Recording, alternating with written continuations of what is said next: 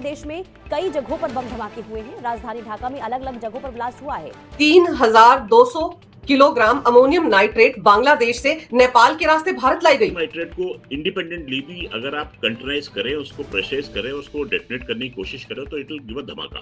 अब तो बांग्लादेश का कनेक्शन भी सामने आ गया है। आतंकियों का अड्डा है।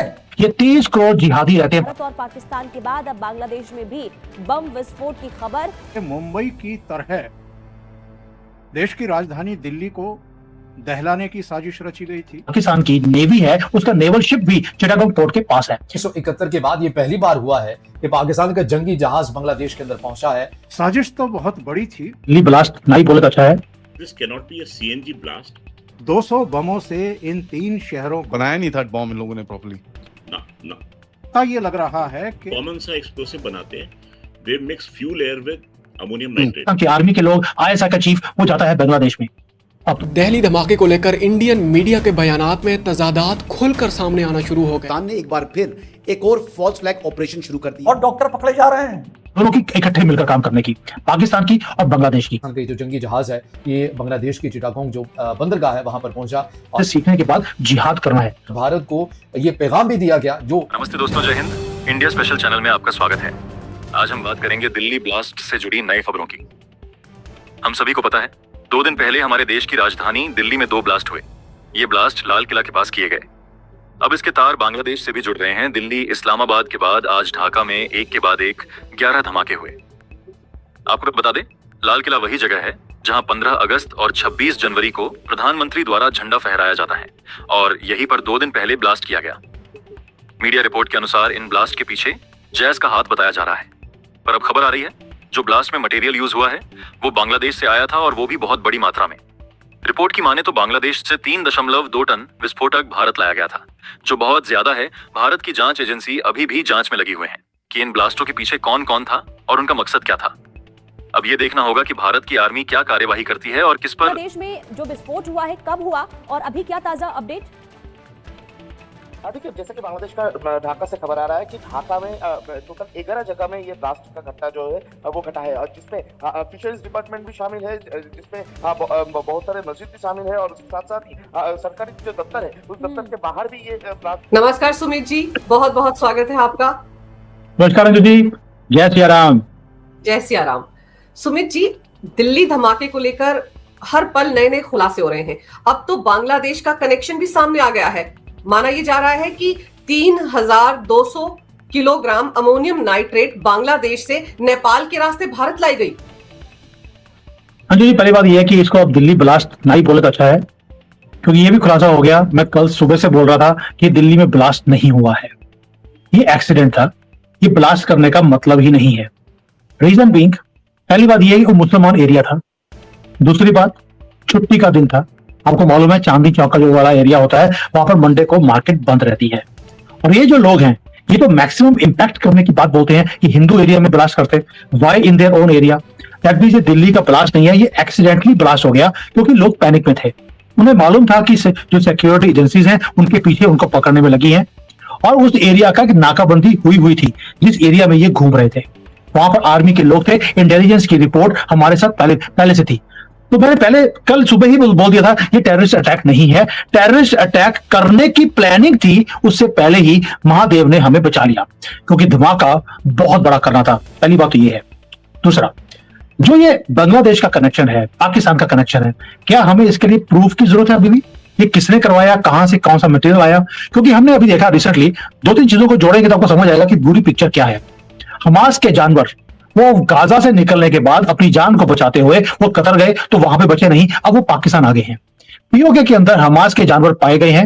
वो एलईटी और जो इनके लश्कर तैयबा और बाकी की जो बड़ी बड़ी इनकी इंटरनेशनल ऑर्गेनाइजेशंस हैं टेररिज्म की, वहां पर ट्रेनिंग देते हुए दिखाई दिए कि आपको दोबारा से अटैक कैसे करना है, आपको केमिकल्स हैं या बॉम्ब्स कैसे बनाने हैं और कहां पे रखना है। पहले तो उनको ये बताया गया कि आपको जो बहुत ज्यादा भीड़ भड़ाके वाले इलाके हैं वहां पे रखना है। दूसरा, इनकी जो गंदी गंदी मस्जिदें होती हैं जिनका नाम होता है सुनहरी मस्जिद, लेकिन वहां पर पूरी प्लानिंग बनती है कि कैसे इसको अंजाम देना है, कहां से मटेरियल को कहां पे लेके जाना है। तो ये जो ऐसी मस्जिदों में कैसे रखना है आपको, क्योंकि वहां पर पुलिस और आर्मी नहीं जा सकती, कोई इंटरनेशनल लॉ है। I don't know why they have made it, लेकिन ये सारी प्लानिंग आती है हमास से। अब दूसरा हमें पता लगा, ये तो हो गया पहला कड़ी। दूसरी कड़ी हमें यह पता लगी कि जो लश्कर तौयबा है, जो बाकी के बड़ी बड़ी ऑर्गेनाइजेशन है, इन्होंने अपने आप को शिफ्ट किया, पीओके से निकालकर ये खैबर पख्तूनख्वा ले गए। ये 2 महीने पुरानी न्यूज है। लेकिन फिर न्यूज आया कि हमें बागराम एयरबेस मिल गया है, भारत का झंडा वहां पे फहरा दिया गया है। ऊपर से मोतक्की भारत में आया, तो जो हमारी नजदीकियां तालिबान के साथ बननी शुरू हो गई, तो ये अपने आप को अनसेफ इन्होंने फील करना शुरू कर दिया। उसके बाद पाकिस्तान की आर्मी के लोग, ये कड़ियां हैं जो लोगों को समझनी पड़ेंगी, ये कड़ियां कैसे चलती हैं। उसके बाद पाकिस्तान की आर्मी के लोग, आईएसआई का चीफ वो जाता है बांग्लादेश में। अब तो सुना है कि वहां के जो पाकिस्तान की नेवी है, उसका नेवल शिप भी चिटागोंग पोर्ट के पास है। यानी कि 1971 में जिनसे आजादी ली थी, आज उन्हीं के हाथों में पलते हुए दिखाई देते हैं बांग्लादेशी। चलिए, इनको अपना इतिहास भूल गया हो, हम याद दिलाते रहेंगे, चिंता नहीं है। बट वही चीज बाहर निकल रही है ना कि भाई इनका कुछ प्लान तो नहीं था। I'll come up with my theory. मैं भी ये सेम इसी लाइन पे चल रहा था आदि। Wise men think alike. मैंने कल दोपहर में इसके बारे में पूरा अपडेट किया था। I didn't think this was made. ये बनाया नहीं था बॉम्ब इन लोगों ने प्रॉपर्ली। ना ना। तो what do you think sir, आपका क्या एनालिसिस है? तो एक्चुअली हुआ क्या कि ये जब धमाका हुआ तो मेरे अंदर का पुराना एमनिशन ऑफिसर जो है वो जाग गया। So I was travelling from Jaipur to this place and you were going southwards. तो कार में ये मैसेज आया कि ऐसा ऐसा ये हो गया है वहां पर। So I asked one of my friends to switch on the television and convey कि विजुअल क्या आ रहे हैं वहां पर। So the first visual was कि देयर वाज अ ब्लास्ट। चलो वो ब्लास्ट हो गया तो होता है, मन नहीं मानता कि ऐसी एक्टिविटी हुई है, तो मैंने बोला this may be a CNG blast. So then I was told कि नहीं, there are many cars which are on fire. I said can you please send me a picture. So picture दिखाया, there was widespread fire. So I said कि this cannot be a CNG blast. Probably ये कुछ fuel है जो ignite हुआ है, ये कई जगह फैला हुआ है। तो by शक immediately went कि एक बड़ा कॉमन सा एक्सप्लोसिव बनाते हैं, they mix fuel air with ammonium nitrate, ठीक है। तो इसमें फ्यूल एयर जो है it acts as a fuel and ammonium nitrate acts as an oxidizer। अच्छा, अमोनियम नाइट्रेट को इंडिपेंडेंटली भी अगर आप कंटेनराइज करें, उसको प्रेशराइज करें, उसको डेटोनेट करने की कोशिश करें, तो इट विल गिव अ धमाका। But if you mix this mixture with fuel oil, तो fuel oil क्या होता है इस धमाके के साथ में, it spreads and when it spreads it acts as a incendiary। So आपका धमाका जो देता है वो देता है ammonium nitrate and the fire resulting fire जो होती है वो देता है fuel oil। So let me just, if you don't mind sir, थोड़ा सा इसको, I just want to understand this। You're saying जो धमाका होता है ammonium nitrate को detonate करते हो आप, which basically explodes this thing, lights it on fire। और जो अमोनियम नाइट्रेट के आसपास या wherever the fuel is there, mixer fuel oil है वो स्प्रेड होता है। So trying to tell me something like napalm।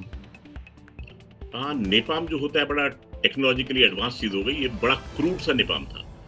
Okay, and I come to your theory जो आपने बोला ना एक्सीडेंटल।